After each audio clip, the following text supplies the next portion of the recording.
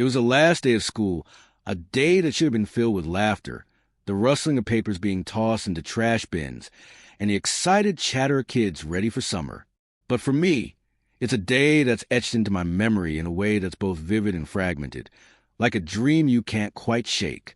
I was in the 4th grade, and 4th grade was the last year at our elementary school where kids had to be picked up by their parents.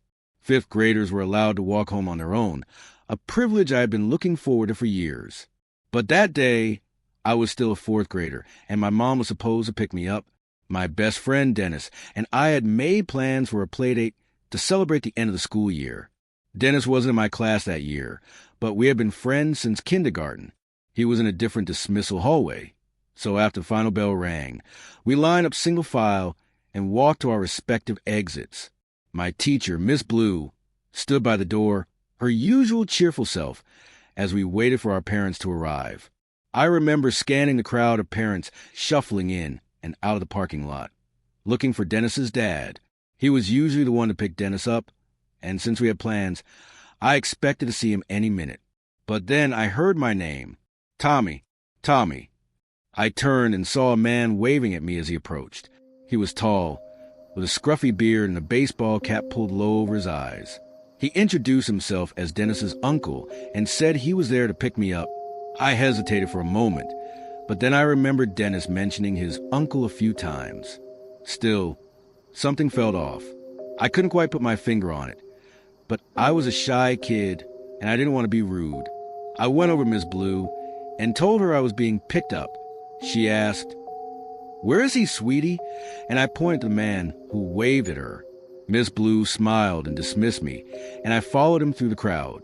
The man walked incredibly fast, almost too fast for me to keep up with my backpack bouncing on my shoulders.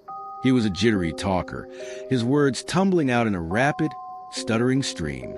He explained that Dennis's dad was working late, so he was driving me back to their house. I nodded, but as we got closer to his car, a dark red hatchback, I started to feel uneasy. Where was Dennis? Why weren't we picking him up too? The man opened the car door for me, and I climbed into the back seat. He turned to look at me and said, "Dennis is already at the house." I nodded again, but my mind was racing. This didn't make sense. Dennis was supposed to be in his dismissal hallway. Why would he already be at home? The drive felt like it took forever, even though it was probably only about 10 minutes. The man kept talking, asking me questions about school, sports, and what I liked to do for fun. I answered as best as I could, but my heart was pounding. We were driving further and further away from the school, into an area I didn't recognize. My house was only a 5-minute walk from school, and this was definitely not the way home. When we finally pulled up to a house, it looked normal enough, a small, single-story home with a neatly trimmed lawn. But as we walked inside, I felt a chill run down my spine. The house was dark, with all the curtains drawn, and the only light came from a dim lamp in the corner of the living room. It felt like nighttime, even though it was still early afternoon. The man closed the door behind us and locked it. I heard the click of the lock, and my stomach dropped. He turned to me and smiled, but it wasn't a friendly smile. It was the kind of smile that made my skin crawl. "Where's Dennis?" I asked, my voice trembling. The man's smile faltered for a moment, and he started to fidget nervously. "Oh, he's downstairs playing video games," he said. "Give me a second. Wait here." He disappeared into a nearby room, and I heard a door open, followed by footsteps descending into a basement. My heart was racing now. I knew something was wrong. I went to the front door and tried to open it, but it was locked tight. I looked around for another way out, but the windows were all covered with heavy curtains. I was starting to panic, but I tried to stay calm. I remembered the phone in the kitchen, hanging on the wall. I crept over to it, my hand shaking, and picked up the receiver. I dialed 911 and whispered, "Please come to this house. I've been kidnapped." The operator acknowledged me, but I didn't say anything else. I hid the phone under a towel in the corner of the room, leaving the line open, and hurried back to where the man had left me. I could hear his footsteps coming back up the stairs. "Tommy," he called. "Come down. Dennis is down here." I didn't answer. I couldn't. My whole body was trembling, and I felt like I was going to be sick. The man came up the stairs and looked at me, his smile gone now.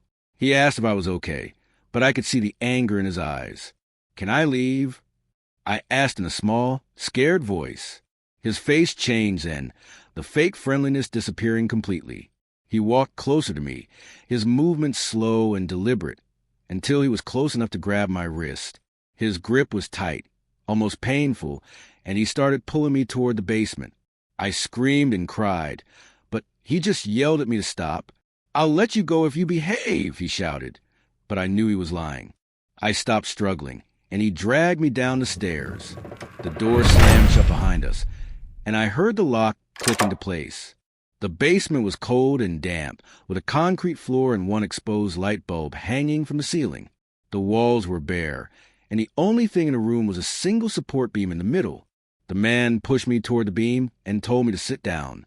I did as I was told, my mind racing, trying to think of a way out. I don't know how long I sat there, but it felt like hours. The man stayed upstairs, and I could hear him pacing back and forth. I kept thinking about the phone in the kitchen, hoping the police were on their way. I prayed that someone would come and save me. And then I heard it, the sound of sirens in the distance. The man must have heard it too, because he started to panic. He ran down the stairs and grabbed me, pulling me to my feet. "You called him, didn't you?" he snarled, his face twisted with anger. I didn't answer. I just closed my eyes and prayed that the police would get there in time. The next few minutes were a blur.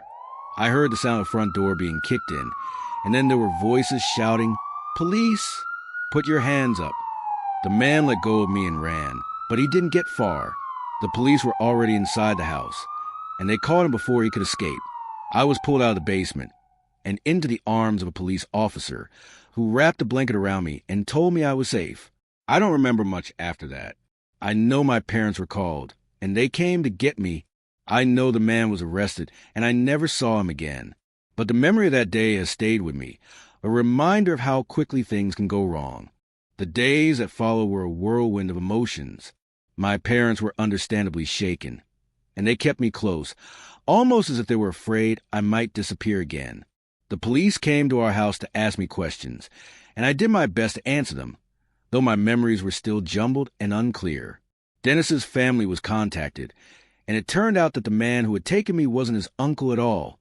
He was a stranger, someone who'd been lurking around the school, waiting for an opportunity. Dennis had been picked up by his dad as usual, and he had no idea what had happened to me until after the fact. The police told us that the man had a history of similar crimes, though he had never been caught before. He had been watching the school for weeks, learning the routines of the kids and their parents. He had chosen me because I was small and quiet, someone he thought wouldn't put up a fight. I didn't go back to school for the rest of the week.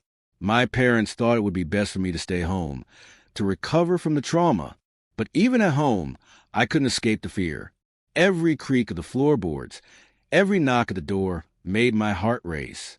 I couldn't sleep, and when I did, I had nightmares. My parents took me to a therapist, a kind woman named Dr. Martinez, who helped me work through my feelings.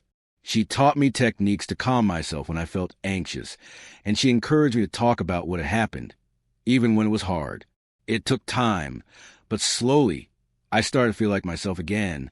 I went back to school, and though it was scary at first, being around my friends helped. Dennis was especially supportive, always checking in on me and making sure I was okay. The man who had taken me was sentenced to prison, and though I knew he couldn't hurt me anymore, I still felt a lingering sense of fear. But over time, that fear began to fade, replaced by a sense of resilience. I had survived something terrible, and I had come out stronger on the other side.